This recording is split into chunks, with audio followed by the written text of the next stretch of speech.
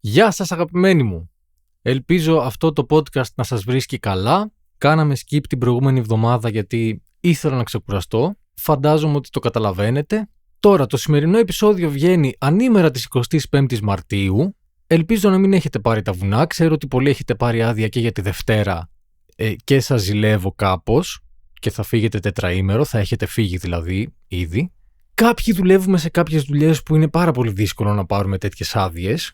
Εσείς που μπορείτε, ελπίζω να το χαρείτε και ελπίζω αυτή τη στιγμή που με ακούτε να είστε κάπου στην επιστροφή μετά το τετραήμερο. Ξέρω εγώ. Και αφού λοιπόν τα έφερε έτσι η μοίρα και αυτό το επεισόδιο βγαίνει 3η 25η Μαρτίου, δεν μπορούσα να μην ασχοληθώ με διάφορους μύθους, θρύλους και διαστρεβλώσεις της αλήθειας, με τους οποίους μύθους, θρύλους και τις οποίες διαστρεβλώσεις έχουμε μεγαλώσει σε σχέση με την Επανάσταση του 1821. Η ιδέα για αυτό το επεισόδιο μου ήρθε από ένα βιβλιαράκι που είχα πάρει πέρυσι, που μπορεί να το έχετε ακούσει γιατί είχε διαφημιστεί αρκετά, η αλήθεια είναι, που λέγεται «Μύθοι, παρεξηγήσεις και άβολες αλήθειες της ελληνικής ιστορίας», είναι του Σταύρου Παναγιωτίδη. Έχω δανειστεί κάποια πραγματάκια από αυτό το βιβλιαράκι. Δεν θα σας κάνω απλή ανάγνωση, έχω ψάξει και λίγα πραγματάκια πιο πέρα από αυτό. Αλλά ο βασικός κορμός, η αλήθεια είναι, για να είμαστε και σωστοί, είναι από αυτό το βιβλίο. Έχει πολύ ενδιαφέροντα πράγματα, πιστεύω. Πριν από όλα αυτά, πάμε να ακούσουμε τη random σκέψη της εβδομάδας, η οποία μετά από πάρα πολλές εβδομάδες είναι κάτι που όντως με καίει. Με καίει πάρα πολύ. Λοιπόν, τον τελευταίο καιρό τα γυρίσματά μου είναι κάπως σταθερά, ξεκινάνε στις 8 το πρωί και τελειώνουν στις 6 το απόγευμα. Τα γυρίσματά μου είναι στο κέντρο, είναι κάπου στην Πατησίων. Αυτό σημαίνει ότι καλούμε μετά από 10 ώρες γύρισμα κάθε μέρα να επιστρέψω από το κέντρο, από την Πατησίων, στο Παγκράτη. Αυτό, κατά συνέπεια, με αναγκάζει να περάσω τη μεγάλη βάσανο που λέγεται Βασιλέως Κωνσταντίνου στις 6.30-7 η ώρα το απόγευμα. Τι σημαίνει αυτό? Η Βασιλέως Κωνσταντίνου, για όποιον δεν ξέρει, είναι μια βασική οδική αρτηρία του κέντρου που συνδέει ουσιαστικά τη Βασιλίσσης Σοφίας με τη Βουλιαγμένης και κατά κάποιο τρόπο και τη Συγκρού. Στη Βασιλέως Κωνσταντίνου γίνεται ένα χάος κάθε απόγευμα. Μιλάμε για τρομερή κίνηση, μιλάμε για σταματημένα αυτοκίνητα σε όλο το μήκος της, μέχρι και το φανάρι της Βουλιαγμένης τουλάχιστον, και εγώ καλούμαι με κάποιο τρόπο, από κάποια οδό, να περάσω απέναντι από αυτό το χάος για να φτάσω στην Παγκρατάρα. Με το αμάξι, έτσι. Έχω δοκιμάσει 3 διαφορετικούς τρόπους να περάσω απέναντι, αλλά κανένας από τους 3 δεν λειτουργεί. Γιατί? Σημειωτέων, αυτή είναι μια διαδρομή που στις 8 παρά το πρωί, το Παγκράτη Πατησίων, εκείνο το σημείο, το κάνω γύρω στα 12 λεπτά, με 14, το πρωί. Το βράδυ η ίδια διαδρομή μου παίρνει γύρω στα 20 με 25, μπορεί καμιά φορά και 30 λεπτά. Και ένας μεγάλος παράγοντας σε αυτή την αύξηση του ETA, του Estimated Arrival Time, Time of Arrival, whatever, είναι αυτή η κολόλεοφόρος. Και γιατί γίνεται αυτό? Διότι ο κόσμος δεν έχει μάθει τι ακριβώς κάνουμε σε περίπτωση κίνησης με τα φανάρια. Δηλαδή σχεδόν κανείς δεν ξέρει σε αυτή τη χώρα τι ακριβώς να κάνει όταν κινείται σε μια βασική οδική αρτηρία με πολλές καθέτους και υπάρχουν φανάρια παντού και μποτιλιάρισμα παντού. Πιο συγκεκριμένα, επειδή βιάζονται όλοι να πάνε στα σπίτια τους, πιστεύουν ότι αν είναι πράσινο, ρε παιδί μου, εγώ προχωράω. Αν είναι πράσινο θα προχωρήσω μέχρι εκεί που μπορώ. Ασχέτως αν κλείνω το δρόμο στις κάθετες οδούς. Γιατί έχει μποτιλιάρισμα μπροστά μου, έχουν κολλήσει τα πάντα και εγώ αντί να περάσω το πράσινο και να προχωρήσω μπροστά, περνάω το πράσινο και σταματάω ακριβώς μπροστά στον κάθετο δρόμο. Και μετά θα ανάψει το φανάρι του κάθετου και οι άνθρωποι που είναι στον κάθετο δεν θα μπορούν να προχωρήσουν γιατί έχω μπλοκάρει το δρόμο. Συμπέρασμα και κοινωνικό μήνυμα. Για να μην σας πάρει ο διάολος, όταν έχετε μπροστά σας μποτιλιάρισμα και δεν έχει χώρο να προχωρήσετε μπροστά και να μην κλείνετε τις καθέτους, περιμένετε να δείτε αν θα διάσει λίγο μπροστά πριν προχωρήσετε, γαμώ το κερατό σας. Όταν έχει τόση κίνηση, δεν μας λέει μόνο το φανάρι τι θα κάνουμε, μας λέει και το φανάρι, προφανώς αν είναι κόκκινο δεν θα περάσουμε, αλλά και πράσινο να είναι το φανάρι, άμα βλέπετε ότι δεν έχετε χώρο να προχωρήσετε και να μην μπλοκάρετε την κάθετη, μην προχωράτε, γαμώ το κερατό σας. Για να μην βρίσω και χειρότερα. να μάθουμε λίγο οδηγική συμπεριφορά σε αυτή τη χώρα κάποια στιγμή. Με άλλα λόγια, στο χώρο που βρίσκεται στη διασταύρωση, δηλαδή εκεί που τέμνονται δύο οδοί, δεν μπορούμε να σταματάμε. Παρά μόνο αν υπάρχει τεράστια ανάγκη. Αν, σταμάτησε το αυτοκίνητο από μόνο του. Αν είμαστε έτοιμοι να πάθουμε κάποιο καρδιακό επεισόδιο. Εκεί εντάξει, να το καταλάβω. Αλλά όταν είμαστε σε φυσιολογικές συνθήκες, ο χώρος της διασταύρωσης δεν είναι για να σταματάμε. Πρέπει να τον αφήνουμε κενό. Εντάξει. Αυτά. Ευχαριστώ πάρα πολύ που με ακούσατε. Τρελός. Πάμε να προχωρήσουμε τώρα στην ελληνική μας επανάσταση και στους μύθους και θρύλους και διάφορες παρεξηγημένες καταστάσεις με τις οποίες ζούμε εδώ και 200 χρόνια.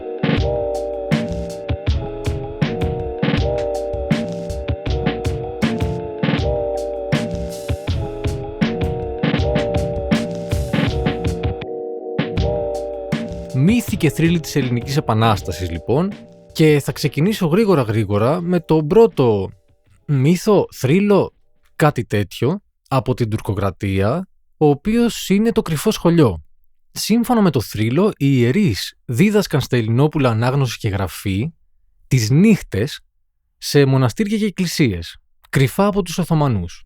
Το κρυφό σχολείο είναι, παιδιά, ο απόλυτος θρύλος. Γιατί δεν μιλάμε για ένα μεμονωμένο γεγονός ότι έγινε κάτι που κάποιος φαντάστηκε και μας έμεινε, μιλάμε για μια κατασκευασμένη καθημερινότητα.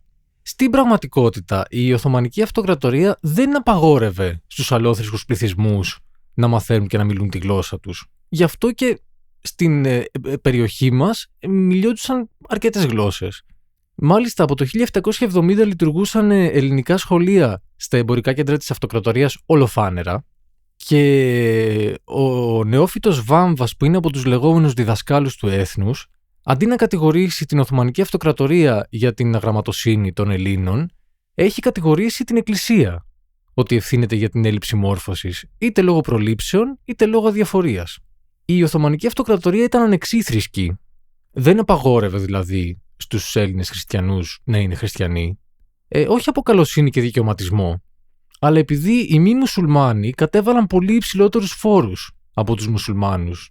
Και δεύτερον, επειδή το ίδιο το Κοράνι δεν επέτρεπε τον βίαιο εξισλαμισμό των Εβραίων και των Χριστιανών, που είναι οι λαοί της βίβλου, της οποίας μεγάλα τμήματα μεταφέρθηκαν και στο Κοράνι.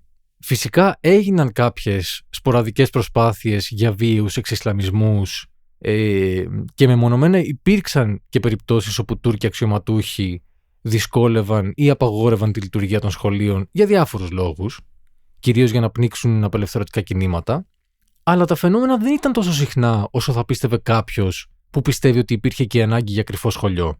Ο καθηγητής πολιτικής ιστορίας στο Πανεπιστήμιο Αθηνών, Θάνος Βερεμής, λέει ότι υπήρξαν περίοδοι και μέρη όπου οι Οθωμανοί καταδίωκαν την γλωσσική εκπαίδευση για να εξισλαμίσουν τους πληθυσμούς. Επίσης, ταυτίστηκε το κρυφό σχολείο με τον Κοσμάτο Ανατολό 100 χρόνια νωρίτερα, αφού πράγματι υπήρξε μια δίωξη των σχολείων και ήταν κρυφά, αλλά μιλάμε για μια περίοδο 20-30 ετών που διήρκησε αυτό. Επίσης, ήταν νυχτερινό σχολείο και όχι κρυφό, γιατί τα παιδιά δούλευαν τότε τα πρωινά στα χωράφια. Είχαν ευκαιρία να μάθουν κάποια γράμματα μόνο το βράδυ και ο παπάς ήταν ο μόνος μορφωμένος, δηλαδή τι μορφωμένος, λέει ο Βερεμής, 5 κολυβογράμματα ήξερε και να διαβάζει τις γραφές.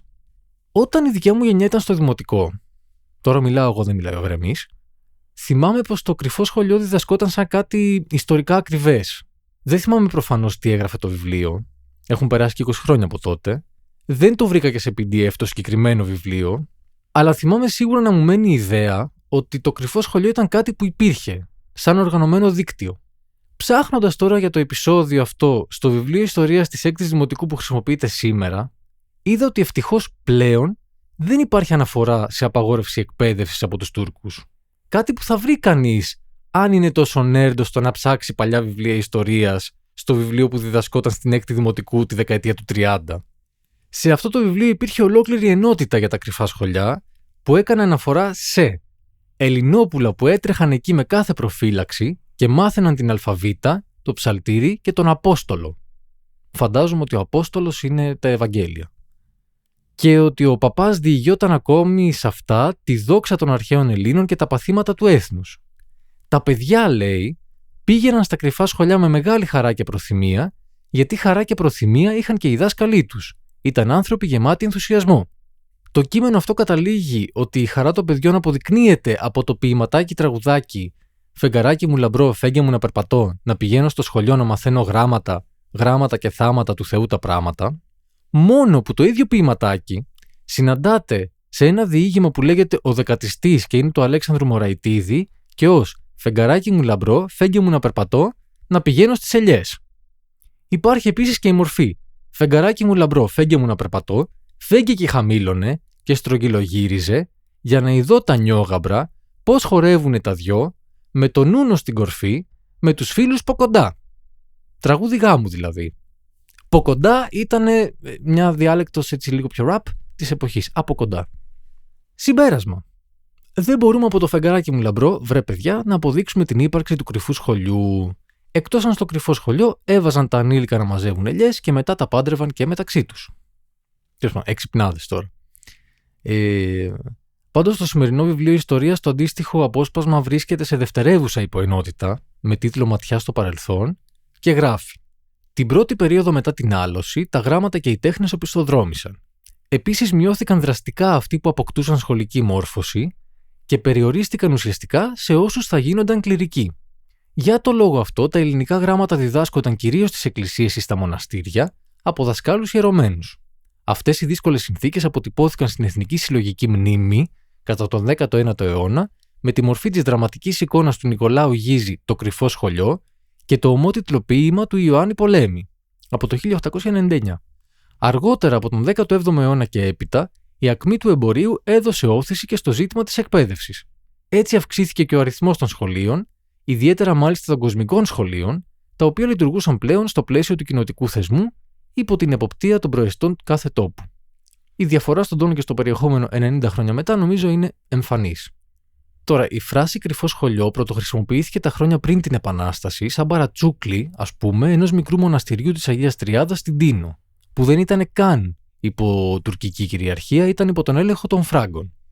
Και εμφανίστηκε ξανά το 1899, όπως λέει και το κειμενάκι του σημερινού βιβλίου ιστορίας της 6ης Δημοτικού, όταν ο πίνακας ελληνικών σχολείων εν καιρό δουλείας του Γίζη, που είναι ένας πίνακας που θα έχετε στο μυαλό σας όλοι νομίζω, δημοσιεύτηκε σε φωτογραφία μαζί με το ποίημα του Πολέμη, με κοινό τίτλο και για τα δύο «Το κρυφό σχολείο», στο περιοδικό Εθνική Αγωγή.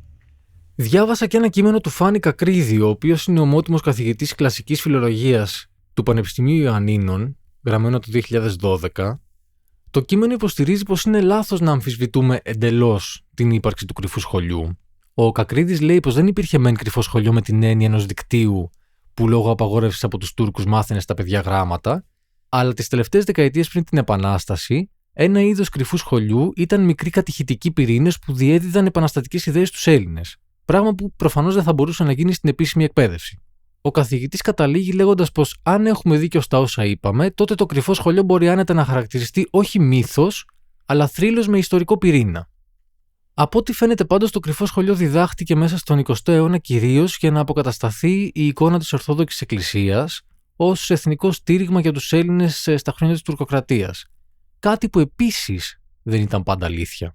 Και πάμε να δούμε τι θέλει ακριβώς να πει ο λαλής σας με αυτό.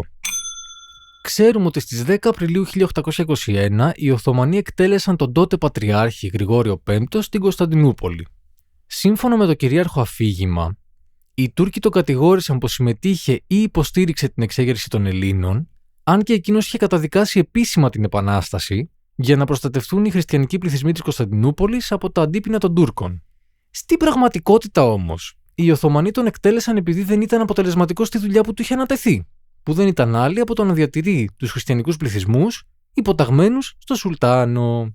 Άλλωστε και ο νέος Πατριάρχης, κάποια χρόνια μετά, συγκεκριμένα το 1828, όταν η Επανάσταση είχε καταφέρει σημαντικές νίκες, έστειλε σε όλες τις εκκλησίες μήνυμα, στο οποίο ζητούσε να πράξουν τα δέοντα, ώστε να υποταχθούν ξανά οι χριστιανοί στο Σουλτάνο. Και εδώ που τα λέμε, αν ο Γρηγόριος ο Πέμπτος ήταν πραγματικός υποστηρικτής της Επανάστασης, δεν θα την καταδίκαζε δημόσια. Δηλαδή, σκεφτείτε μόνο σήμερα πόσο κόσμο επηρεάζει η Εκκλησία ακόμα και κάντε μια απλή αναγωγή 200 χρόνια πριν. Σκεφτείτε τι επιρροή μπορεί να έχει η Εκκλησία τότε και συγκεκριμένα το Οικουμενικό Πατριαρχείο. Ο Γρηγόριος ο Πέμπτος προφανώς και ήξερε ότι η επίσημη καταδίκη της Επανάστασης από το Πατριαρχείο θα αποθαρρύνει τους Έλληνες. Κάτι που ευτυχώς δεν συνέβη κιόλας. Γενικά πάντως το Πατριαρχείο ήταν απόλυτα αντίθετο στις ιδέες της Γαλλικής Επανάστασης, που αποτέλεσε και την έμπνευση για την ελληνική. Ο ορθός λόγος και η κοινωνική ελευθερία δεν είναι ούτε καν στις μέρες μας έννοιες με τις οποίες ευθυγραμμίζεται απόλυτα η Εκκλησία. Φυσικά και έχουν γίνει βήματα μπροστά και πώς θα μπορούσε να γίνει αλλιώς, 200 χρόνια είναι αυτά. Αλλά η Ορθόδοξη Εκκλησία δεν πετάει και τη σκούφια της, που υπάρχει και η επιστημονική θεωρία για την κοσμογονία και την εξέλιξη των ειδών. Άσχετα που έχει αναγκαστεί να την αναγνωρίσει ως κάπως μια παράλληλη ανάγνωση της αλήθειας. Κάτι που σκέφτηκα τώρα όσο έκανα σημειώσεις για το επεισόδιο είναι ότι η ίδια η λέξη Ορθοδοξία λέει πολλά για το δόγμα αυτό. Ορθοδοξία σημαίνει σωστή πίστη, η μοναδική σωστή αλήθεια. Οπότε μιλάμε για ένα πολύ συντηρητικό κομμάτι του χριστιανισμού, εξορισμού και ετυμολογικά και μόνο. Θα μου πεις, έπρεπε να το πας ετυμολογικά για να το καταλάβεις, δεν έχεις καταλάβει. Προφανώς, αλλά θέλω να πω, ρε παιδί μου, και από τον ορισμό της λέξης καταλαβαίνεις πολλά. Το βιβλίο του Σταύρου Παναγιωτίδη, από το οποίο δανείζομαι αποσπάσματα για αυτό το επεισόδιο, υπενθυμίζει επίσης ότι και τα μέλη της φιλικής εταιρείας λειτουργούσαν σαν μασονική στοά και δεν ορκίζονταν στον τριαδικό Θεό της Ορθόδοξης πίστης, αλλά στο όνομα του υπέρτατου όντος. Καθώς επίσης τα κείμενα του Ρίγα Φεραίου, που ήταν επηρεασμένα από τον ευρωπαϊκό διαφωτισμό και συντέλεσαν ουσιαστικά στη δημιουργία του επαναστατικού κινήματος 20 και χρόνια πριν την έναρξη της Επανάστασης, είχαν χαρακτηριστεί από τον Γρηγόριο τον Πέμπτο σαθρά και αντίθετα στα δόγματα της χριστιανικής πίστης. Ένας άλλος λόγος που το Πατριαρχείο ήταν υπέρ της παραμονής της Ελλάδας υπό τον τουρκικό ζυγό που λέμε, ήταν ότι η Οθωμανική Αυτοκρατορία κατά κάποιο τρόπο του παρήχε προστασία από τις δυτικές επιρροές της Καθολικής Εκκλησίας, διευκολύνοντας την Ορθόδοξη να διατηρήσει καθαρή την πίστη της. Το Πατριαρχείο ερμήνευε την κατάκτηση του Βυζαντίου από τους Οθωμανούς ως τιμωρία από το Θεό. Ήταν μια μορφή θεϊκών αντιπίνων για το γεγονός ότι το Βυζάντιο είχε προσπαθήσει να έρθει πιο κοντά με την Καθολική Εκκλησία στα χρόνια πριν την άλωση της Κωνσταντινούπολης. Και τι είχε συμβεί εκεί? Αυτό είναι ένα κομμάτι της ιστορίας το οποίο γενικά δεν μαθαίνουμε, νομίζω, δηλαδή εγώ δεν το είχα καθόλου στο μυαλό μου όλο αυτό. Αλλά τι είχε γίνει? Οι δύο εκκλησίες μετά από αιώνες σχίσματος είχαν αποφασίσει στις πρώτες δεκαετίες του 1400 να ξαναεξετάσουν λίγο τι τις ενώνει και τι τις χωρίζει, ώστε να δημιουργήσουν ένα κοινό μέτωπο ενάντια στην Οθωμανική απειλή. Η Βυζαντινή Αυτοκρατορία είχε χάσει ήδη πολλά εδάφη γύρω από την Κωνσταντινούπολη πολλά χρόνια πριν την πολιορκία της πόλης, και ο τότε αυτοκράτορας χρειαζόταν στρατιωτικές δυνάμεις από τη Δύση. Οπότε ήταν πολύ έτοιμος να οπισθοχωρήσει στα θέματα της πίστης, ώστε να πάρει στρατιωτική βοήθεια. Αυτή η επαναπροσέγγιση οδήγησε στη Σύνοδο της Φλωρεντίας το 1438 και 39, όπου συζητήθηκε και η ένωση των δύο εκκλησιών, με την Ορθόδοξη Εκκλησία ουσιαστικά να παραχωρεί τα πρωτεία στον Καθολικό Πάπα και να υποχωρεί στο θέμα της προέλευσης του Αγίου Πνεύματος, που ήταν και είναι και βασική διαφωνία μεταξύ Καθολικών και Ορθοδόξων. Η συμφωνία που έγινε σε αυτή τη σύνοδο δεν εφαρμόστηκε ουσιαστικά ποτέ, λόγω αντιδράσεων του κόσμου και των κληρικών στην Κωνσταντινούπολη. Μπορεί η ένωση να επισημοποιήθηκε από τον Κωνσταντίνο Παλαιολόγο, αυτό έγινε λίγους μήνες πριν την άλωση, αλλά 30 χρόνια αργότερα η Σύνοδος της Φλωρεντίας κηρύχθηκε αντικανονική και οι αποφάσεις της άκυρες. Πάμε τώρα 400 χρόνια μετά, fast forward στο 1821, όπου το Πατριαρχείο πίστευε ότι όταν ο Θεός θα αποφάσιζε να απελευθερώσει το Βυζάντιο, γιατί δική του ήταν η τιμωρία, οπότε δική του ήταν και η απόφαση για την απελευθέρωση, του Θεού δηλαδή, η Ορθοδοξία θα είχε παραμείνει ατόφια. Και ένας τρίτος λόγος που το Πατριαρχείο δεν ήθελε την Επανάσταση είναι ότι δεν είχε μόνο θρησκευτικό ρόλο ο Πατριάρχης, αλλά και πολιτικό. Το Πατριαρχείο ήταν επισήμως υπεύθυνο για τη διαχείριση των χριστιανικών πληθυσμών της Οθωμανικής Αυτοκρατορίας και διαδραμάτιζε μέχρι και ρόλο δικαστηρίου για τις νομικές υποθέσεις τους. Πολιτικά δηλαδή είχε τόσο στενή σχέση με τους Τούρκους, ώστε πολλές φορές ο Πατριάρχης διοριζόταν από τον ίδιο τον Σουλτάνο. Μάλιστα, υπάρχουν και περιπτώσεις όπου οι Μητροπολίτες λάδωναν το Σουλτάνο για να λάβουν το ανώτατο αξίωμα του Πατριάρχη.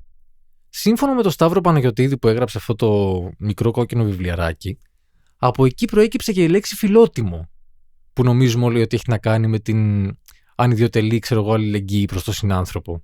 Στην πραγματικότητα, φιλότιμο ήταν τα ποσά που πλήρωναν οι Μητροπολίτες στο Σουλτάνο για το διορισμό τους. Και ακούστε μόνο τη λέξη φιλότιμο. Όχι η αγάπη για την τιμή που νομίζαμε, αλλά η τιμή της αγάπης του Σουλτάνου προς τον υποψήφιο πατριάρχη.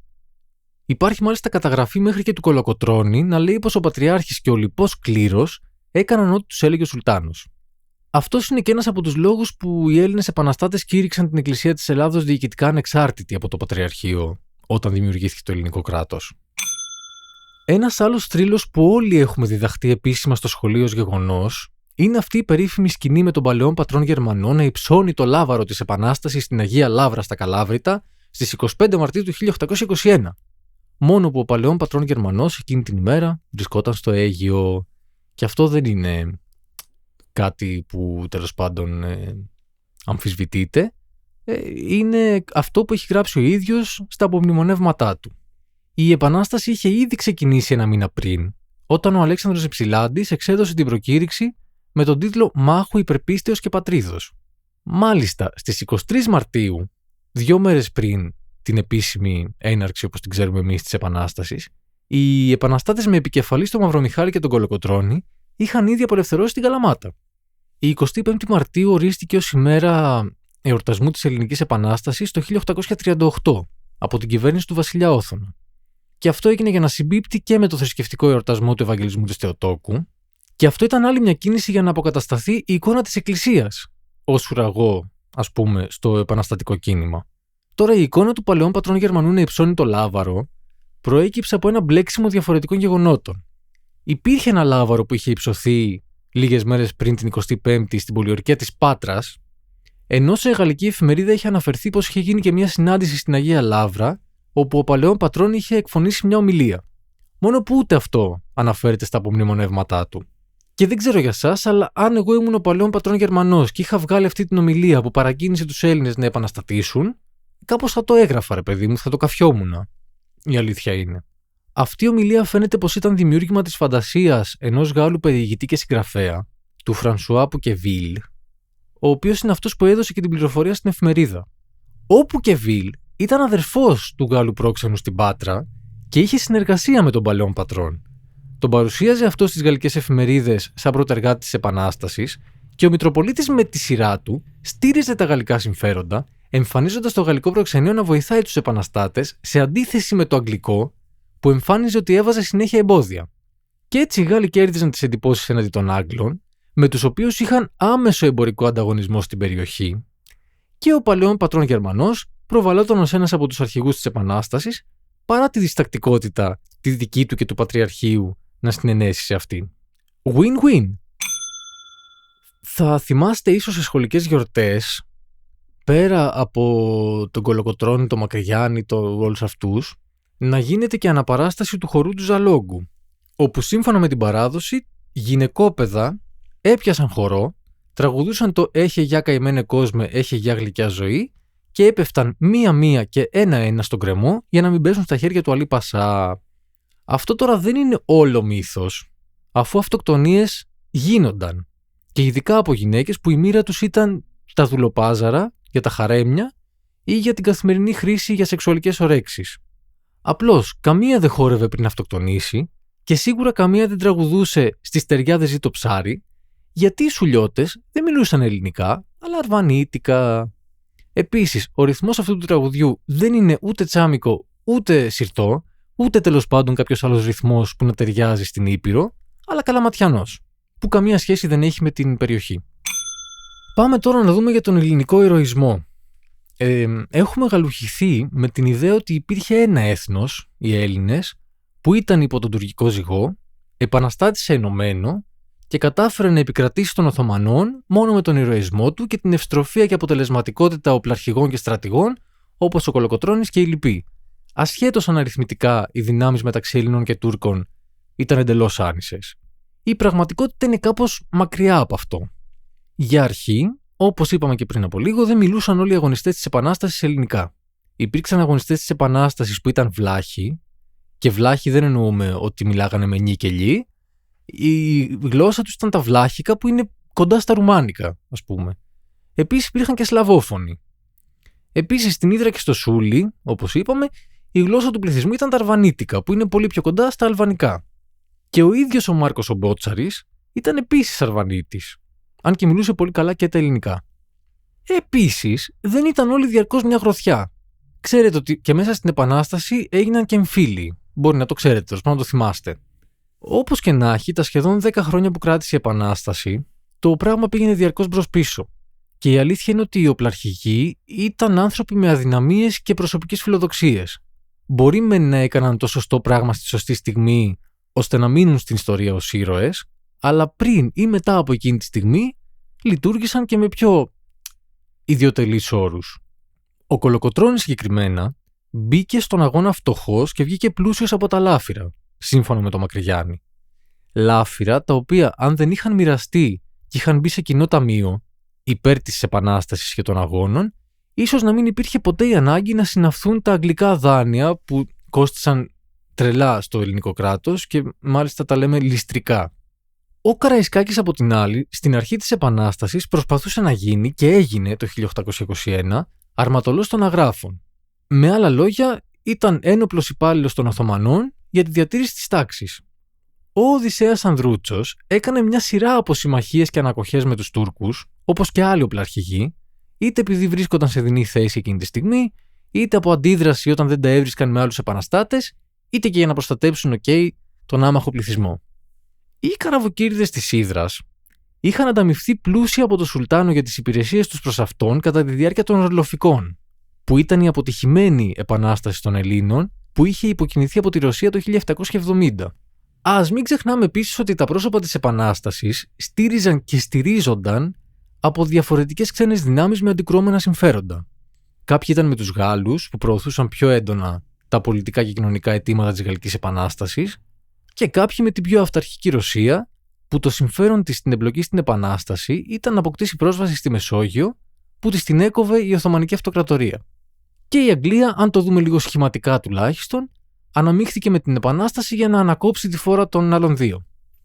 Επίσης, είναι αξιοσημείωτο ότι το 1827, που η Επανάσταση κινδύνευε με πλήρη εξουδετερώση, δεν ήταν μια μάχη μεταξύ Τούρκων και Ελλήνων αυτή που άλλαξε το κλίμα υπέρ της Ελλάδας, αλλά η ναυμαχία του Ναβαρίνου, που ήταν μια ναυμαχία τέλος πάντων, μεταξύ Οθωμανών και Αιγυπτίων από τη μία πλευρά και των ξένων δυνάμεων Αγγλίας, Γαλλίας, Ρωσίας από την άλλη. Και κάπου πήρε το μάτι μου ότι αν δεν ήταν οι ξένες δυνάμεις αυτές, η Πελοπόννησος ίσως είχε περάσει στα χέρια των Αιγυπτίων. Γενικά το ελληνικό έθνος, σαν έθνος όπως το ξέρουμε σήμερα και το εννοούμε, δημιουργήθηκε ουσιαστικά μετά την Επανάσταση. Και ένας σημαντικός παράγοντας στη δημιουργία αυτού του έθνους ήταν το πώς διδάχτηκε η ιστορία. Δηλαδή, σε κάποια σημεία η αλήθεια παρακάμφθηκε προς όφελος της δημιουργίας της εθνικής ταυτότητας που έχουμε σήμερα. Δεν ξέρω αν αυτό είναι καλό ή κακό. Πρέπει να κρίνεις και με βάση την εποχή. Σίγουρα είναι κάτι το οποίο δεν χρειαζόμαστε σήμερα. Δηλαδή, πια πιστεύω ότι δεν έχουμε ανάγκη να μαθαίνουμε την ιστορία τόσο μονόπλευρα και σε τέτοια διαστρεβλωμένη μορφή. Και καλό είναι η ιστορία από εκείνη την περίοδο να διδάσκεται πια τουλάχιστον με μια λίγο πιο αντικειμενική ματιά στα πράγματα. Και επειδή είμαστε σε μια εποχή που την πολιτική την έχουμε κάπως απομυθοποιήσει, τουλάχιστον σε σχέση με 30-40 χρόνια πριν, νομίζω ότι καλό θα ήταν κάπως να απομυθοποιήσουμε και την περίοδο της Επανάστασης και να δούμε και εκεί τι πολιτικά παιχνίδια παίζονταν και να δούμε ότι όλο αυτό δεν ήταν απλά ένα κίνημα ιδεαλιστικό. Υπήρχε και αυτό το κομμάτι μέσα, εννοείται, αλλά υπήρχε και πολύ πολιτικό παιχνίδι μέσα σε όλο αυτό το πράγμα, ρε παιδί μου, και καλό είναι κάποια τουλάχιστον στοιχεία από όλη αυτή την ιστορία να μαθαίνονται από το σχολείο. Γιατί η αλήθεια είναι ότι οι περισσότεροι από εμάς ξεκινάμε να μαθαίνουμε στα 12 μας χρόνια στην 6η Δημοτικού για την ιστορία αυτής της περίοδου και μετά δεν το ξανακουμπάμε. Το ξανακουμπάμε χρόνια μετά. Οπότε μένουμε με την ιδέα αυτή μιας επανάστασης ορμόμενης από πολύ καθαρά κίνητρα. Και επειδή ένας λόγος που μελετάμε την ιστορία είναι για να την παραλληλίζουμε και με το σήμερα και να μαθαίνουμε από τα λάθη μας, όπως λέμε, καλό θα ήταν αυτό να σπάσει και να αρχίσουμε να βλέπουμε ακόμα και ανθρώπους που τους έχουμε σαν ήρωες στο κεφάλι μας και είναι ήρωες κατά κάποιο τρόπο και μέχρι κάποιο σημείο τέλος πάντων, να μαθαίνουμε και για αυτούς και την άλλη τους πλευρά. Κλασικά έχω γίνει γραφικός λέγοντας, ρε παιδί μου, σχεδόν σε κάθε επεισόδιο ότι θα ήθελα να έχω κι άλλο χρόνο και άλλη ενέργεια να ψάξω κι άλλα πράγματα να πω, ξέρω εγώ κι αυτά. Μέχρι εδώ μπορώ να φτάσω, παιδιά, και για αυτή την εβδομάδα. Σας ευχαριστώ πάρα πολύ που με ακούτε. Εσείς μην ξεχνάτε να ακολουθείτε το «Στο δούμε και αυτό» στο Spotify, στο Apple Podcasts και στο YouTube, καθώς και στα Facebook και Instagram. Να πάτε να βαράτε τα καμπανάκια, να σας έρχονται όλες οι ειδοποιήσεις για το πότε ανεβαίνει καινούργιο επεισόδιο. Να πάτε, όσοι λίγοι ακόμα δεν έχετε πάει, κάμια 1000 είστε, όχι παραπάνω, που δεν έχετε πάει στο Spotify να βάλετε 5 αστεράκια στο podcast, αρχίστε να πηγαίνετε σιγά σιγά προς τα εκεί. Βοηθάνε πάρα πολύ τα 5 αστεράκια και στο podcast και στην ψυχολογία μου. Εμείς θα τα ξαναπούμε την επόμενη φορά, που ελπίζω να είναι η επόμενη εβδομάδα. Αν δεν είναι η επόμενη, θα είναι η μεθεπόμενη. Σας φιλώ. Τα λέμε σίγουρα κάποια στιγμή μες τον Απρίλιο. Μέχρι τότε, bye!